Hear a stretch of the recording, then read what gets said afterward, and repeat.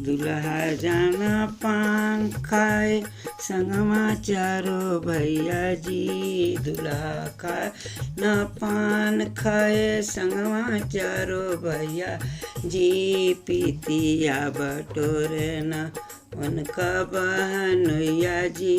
पीतिया बटोरे न उनका बहनोइया जी। पीतिया बटोरे